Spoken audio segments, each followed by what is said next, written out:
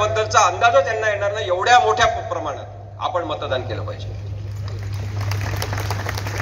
Electronic voting machine बद्दलच्या शंका आहेत, त्या कायम राहतील, दूर होत नाही तोपर्यंत.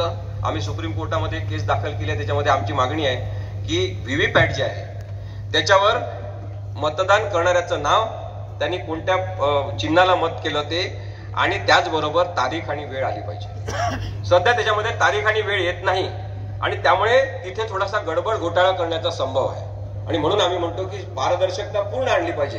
खरं तर 2013 मध्ये सर्वोच्च न्यायालयाने निकाल दिला की ईव्हीएम मशीन अपग्रेड करा, आधुनिकीकरण याचं करा, पण नरेंद्र मोदी मुद्दामून आधुनिकीकरण होऊ देत नाही. इलेक्शन कमिशन ऑफ इंडिया याच्याबद्दल काही बोलत नाही.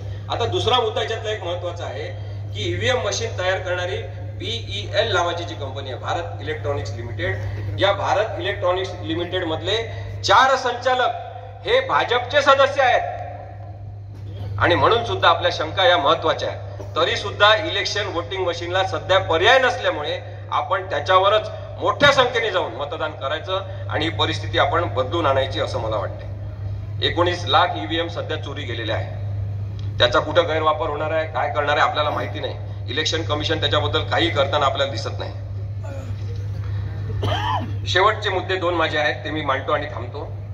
एक म्हणजे ही जी प्रवृत्ती आहे याचा आपण अभ्यास केला तर आपल्याला इतिहासातल्या काही हुकुमशाहींशी यांचं नातं आहे की काय असं वाटेल. हिटलर एक माणूस होता जर्मनीमध्ये, ज्यांनी अत्यंत वाईट पद्धतीने राजकारण असंच